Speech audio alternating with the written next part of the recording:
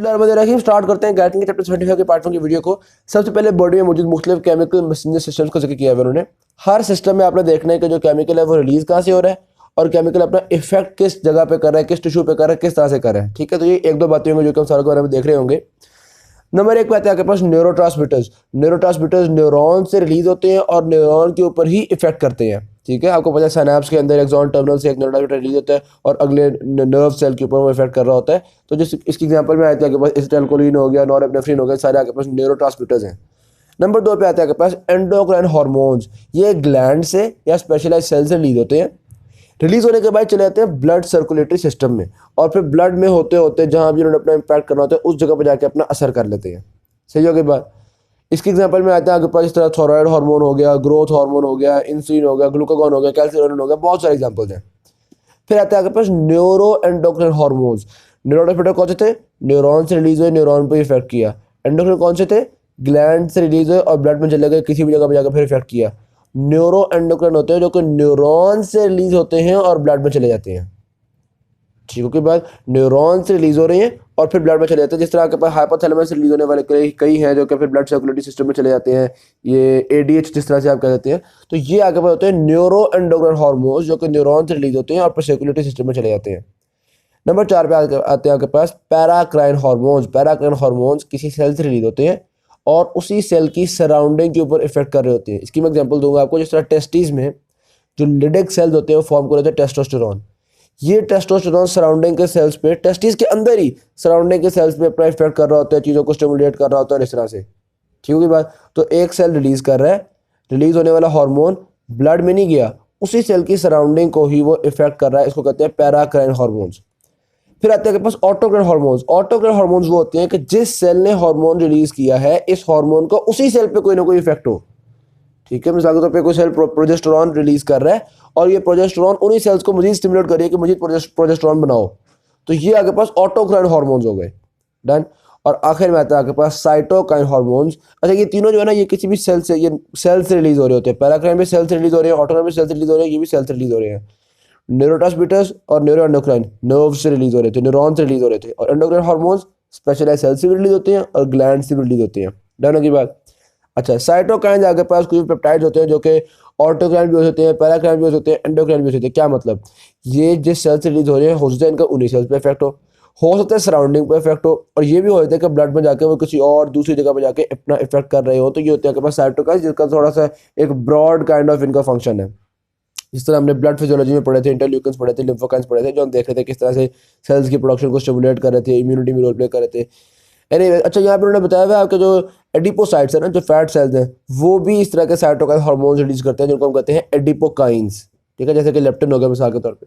अच्छा, ये मुख्तलिफ सिस्टम उन्होंने पढ़ लिए। फिर उसके बाद पैराग्राफ में ये बात कर रहे हैं कि ये जो मुख्तलिफ सिस्टम है ये एक दूसरे के साथ कोऑर्डिनेट कर रहे होते हैं ताकि बॉडी की जो कोऑर्डिनेशन है, बॉडी का जो होमियोस्टेसिस है उसको अच्छे तरीके से मेंटेन किया जा सके। जिस तरह मिसाल के तौर पे आपका जो नर्वस सिस्टम है वो आपके एंडोक्राइन हार्मोन को कहता है कि भाई सिक्रीशन बढ़ा दो, सिक्रीशन कम कर दो। तो ये एक सिस्टम दूसरे सिस्टम को इफेक्ट कर रहा होता है। डन।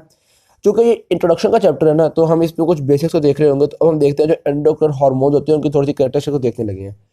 भाई जब बात ये है, कुछ एंडोक्राइन हार्मोन्स तो ऐसे होते हैं जो कि बड़े पर्टिकुलर स्पेशलाइज्ड एरिया पे अपना इफेक्ट रखते हैं, यानी कि वो स्पेसिफिक होते हैं। और कुछ एंडोक्राइन हार्मोन्स ऐसे होते हैं जो कि स्पेसिफिक नहीं होते, उनका एक बड़ा जनरलाइज्ड से एक्शन होता है। जनरलाइज्ड एक्शन वाले कौन कौन से? जिस तरह मिसाल के तौर पे ग्रोथ हार्मोन है।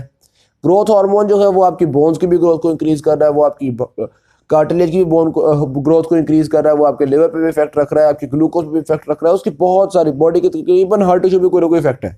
ठीक, इसी तरह थायरॉक्सिन है, मेटाबॉलिज्म को इंक्रीज कर रहा है, आपकी ग्लूकोज की अपटेक को इंक्रीज कर रहा है, आपकी बॉडी के तकरीबन हर सेल पे इसका भी कोई ना कोई इफेक्ट है। ठीक है, बड़े जनरलाइज किस्म के हैं। तो ऐसे एंडोक्राइन हार्मोन्स भी होते हैं और दूसरी तरफ स्पेसिफिक टारगेट टिश्यू वाले एंडोक्राइन हार्मोन्स भी होते हैं। जिस तरह मिसाल के तौर पे ओवेरियन हार्मोन्स है, सिर्फ ओवरीज पे ही एक्शन रखेंगे, ब्लड में गुजर रहे हैं, सिर्फ जाकर उन्होंने ओवरीज पे एक्शन करना है और किसी जगह पे इनका कोई इंपैक्ट नहीं होगा। या एड्रिनल कॉर्टिकोट्रोपिक हार्मोन्स है, इन्होंने एड्रिनल कॉर्टेक्स के ही अंदर जाके इन्होंने उसको स्टिमुलेट करना है, ना ये ओवरीज को स्टिमुलेट करेंगे, ना ये पैंक्रियाज को स्टिमुलेट करेंगे, ना ये लिवर पे कोई इफेक्ट रखते हैं। सिर्फ जिस जगह के लिए रिलीज हो रही है उसी जगह पे इम्पैक्ट रखते हैं। तो एंडोक्राइन हार्मोन्स बहुत स्पेसिफिक भी हो सकते हैं, जनरलाइज भी हो सकते हैं। अच्छा, इसके क्या मैकेनिज्म क्या है? मिसाल के तौर पे एक ओवेरियन हार्मोन है, वो सिर्फ ओवरीज पे ही क्यों एक्शन करता है, दूसरी जगह पे एक्शन क्यों नहीं कर पाता?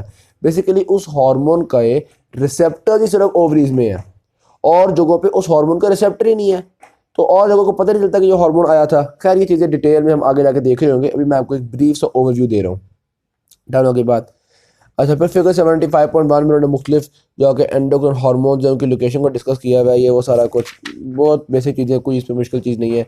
एंडोक्राइन हार्मोन्स की मजीद बात देखी जाए तो वो बता रहे हैं कि हमारी बॉडी की जो मुख्तलिफ चीज़ें रेगुलेट हो रही है ना, वो इन्हीं एंडोक्राइन हार्मोन्स की वजह से हैं। ये नहीं होंगी तो मुख्तलिफ चीज़ें ख़राब हो जाएंगी। इस तरह मिसाल के तौर पर ये अगर सेक्स हार्मोन्स नहीं होंगे तो इंसान की सेक्सुअल डेवलपमेंट नहीं हो सकेगी। ग्रोथ हार्मोन नहीं होगा, इंसान का प्रॉपर कद नहीं डेवलप हो सकेगा। थायरॉक्सिन नहीं होगा तो इंसान बहुत सुस्त रहा करेगा, मेटाबॉलिज्म स्लो होगा। तो वो मुख्तलिफ हार्मोन्स के आपके फंडामेंटल रोल्स होते हैं आपकी एक्टिविटीज़ में।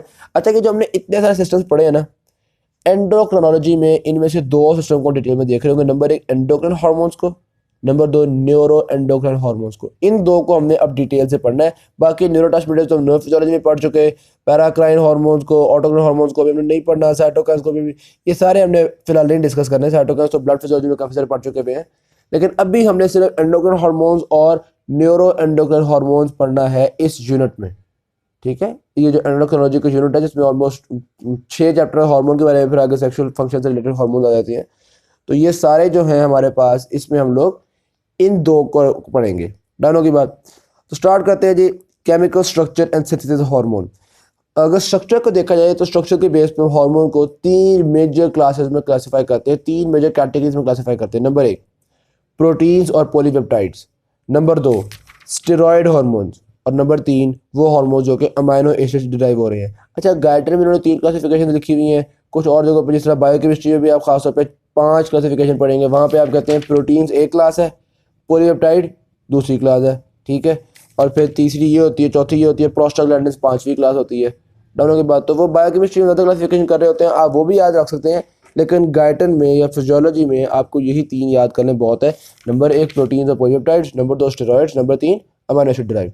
एग्जाम्पल याद करनी हो तो प्रोटीन्स और पॉलीपेप्टाइड्स में पीपीपी आता है, यानी कि पिट्यूटरी ग्लैंड के सारी सिक्रीशंस, पैराथायरॉयड हार्मोन के सारे सिक्रीशंस, और पैंक्रियाज की सारी सिक्रीशंस। तो ये आप देख सकते हैं pituitary gland, pancreas, parathyroid hormone, इनकी सारी सिक्रीशंस प्रोटीन्स या पॉलीपेप्टाइड्स होती हैं।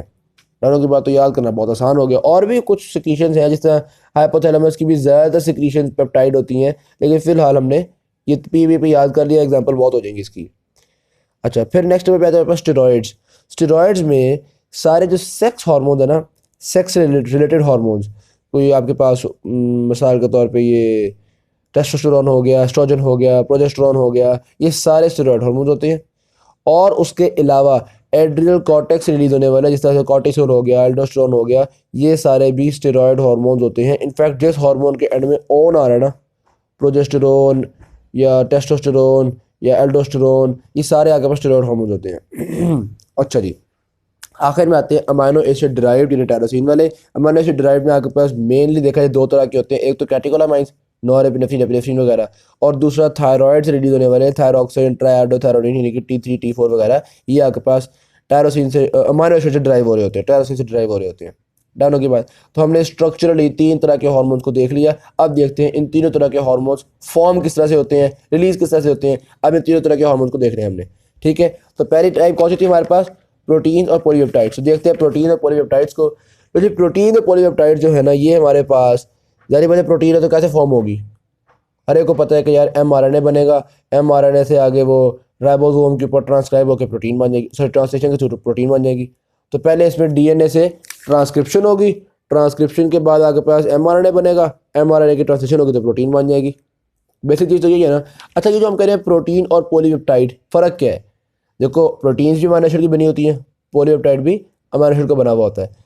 अगर तो 200 से कम अमाइनो एसिड्स होंगे तो हम कहेंगे ये एक पॉलीपेप्टाइड है। सॉरी, अगर 100 से कम अमाइनो एसिड होंगे तो हम कहेंगे ये एक पॉलीपेप्टाइड है, और अगर 100 से ज़्यादा अमाइनो एसिड होंगे तो हम कहेंगे ये एक प्रोटीन है। ठीक होगी बात। तो वो कह रहे हैं पॉलीपेप्टाइड्स विद 100 और more amino acids are called proteins, those with fewer than 100 amino acids are referred to as peptides.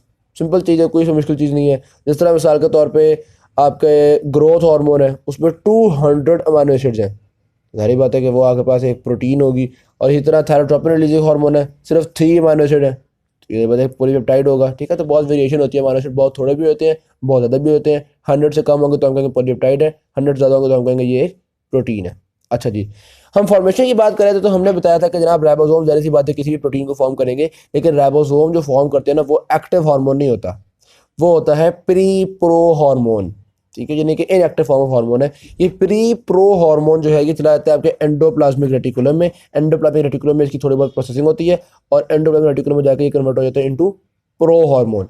Ribosome ने बनाया pre pro hormone, endoplasmic reticulum में जाकर बन गया प्रो हार्मोन। ठीक है, फिर एंडोप्लाज्मिक रेटिकुलम इस प्रो हार्मोन को रिलीज करती है और ये हार्मोन चला जाता है फिर गोल्जी अपरेटस में। गोल्जी अपरेटस में जाहिर सी बात है मॉडिफिकेशन भी होती है और वेसिकल्स में इनक्लोज भी होता है। तो एक तो गोल्जी अपरेटस ने वेसिकल्स फॉर्म कर दी, जो भी पॉलीपेप्टाइड या प्रोटीन हार्मोन होगा उसकी वेसिकल्स बना दी, और दूसरा इस जगह पे फिर वो प्रो हार्मोन से एक्टिव हार्मोन बन जाएगा। तो हार्मोन हमने किस तरह से बनाया देखिएगा जी। पहले तो आपके पास ट्रांसक्रिप्शन ट्रांसलेशन हुई और राइबोसोम्स ने प्री प्रो हार्मोन बनाया। ये pre pro hormone endoplasmic reticulum में गया, प्रो हार्मोन बन गया। ये प्रो हार्मोन गोल्जी अपरेटस में गया और यहाँ पे जाके एक्टिव हार्मोन की फॉर्मेशन हो गई। ये सिलसिला चलता है हमारे पास प्रोटीन्स के केस में। और वो जो प्रोटीन है पॉलीपेप्टाइड हार्मोन है वो हमारे पास वेसिकल में इनक्लोज हो गया। तो अब साइटोप्लाज्म में बहुत सारी वेसिकल्स हैं जिसमें हमारे पास हार्मोन मौजूद है। डाउन की बात अब ये हार्मोन जो वेसिकल से मौजूद है इसकी सिक्रीशन कब होगी, कब तय किया जाएगा कि यार अब इस वेसिकल से कोई हार्मोन को निकाल दे। जाहिर बात है जब कुछ स्टिमुलस आएगा तो हम हार्मोन को रिलीज कर देंगे। कैसे स्टिमुलस होते थे, कई दफ़ा होते थे कैल्शियम आके बाइंड हो तो हम उसको सिक्रीशन कर देते हैं, या जो सेकंड मैसेंजर सिस्टम होते हैं उसमें आपको पता है सेकंड मैसेंजर कौन सा होता है, साइक्लिक एएमपी। इन चीज़ों की डिटेल आगे जाके हम देखेंगे, बहुत अच्छे से डिटेल देखेंगे। फिलहाल एक सिर्फ ब्रीफ इंट्रोडक्शन आपको दिया जा रहा है कि कोई भी स्टिमुलस आता है जिनकी बेस पे हम ये प्रोटीन वाले हार्मोन की वेसिकल्स को रिलीज कर देते हैं। ये डिस्कशन थी हमारे पास प्रोटीन और पॉलीपेप्टाइड हार्मोन्स के बारे में। फिर आते हैं स्टेरॉयड हार्मोन्स। ये स्टेरॉयड हार्मोन्स है ना, ये चूंकि कोलेस्ट्रॉल से ड्राइव हो रहे होते हैं, इनका स्ट्रक्चर काफ़ी हद तक कोलेस्ट्रॉल से सिमिलर होता है।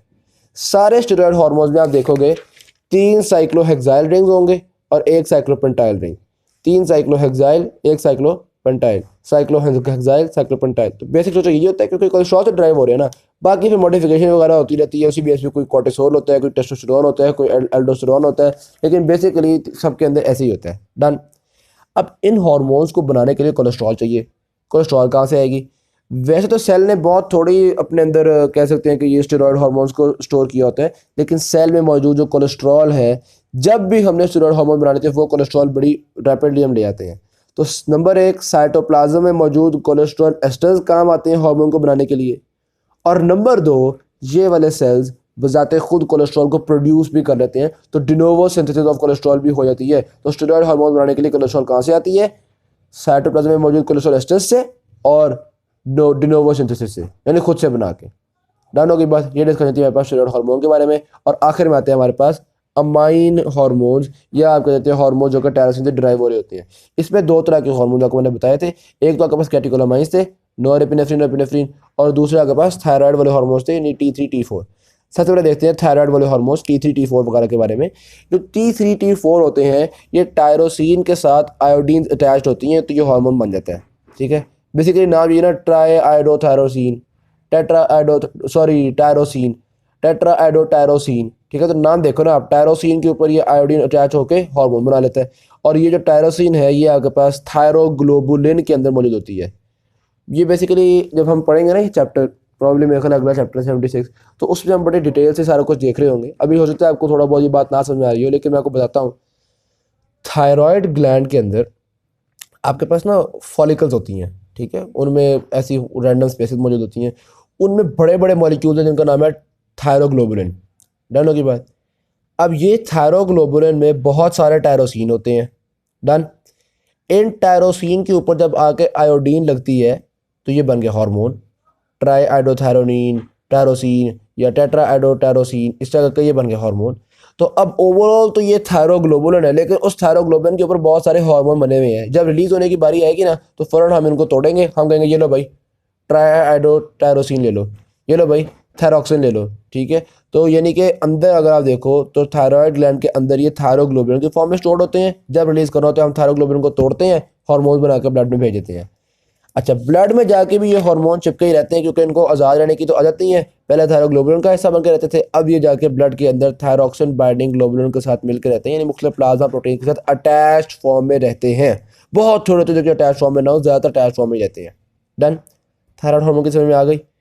थायराइड ग्लैंड के अंदर थायरोग्लोबुलिन के साथ अटैच्ड है और थायराइड ग्लैंड से निकल के थायरॉक्सिन बाइंडिंग ग्लोबुलिन के साथ अटैच्ड है। बस यही समझना था आपने, ठीक।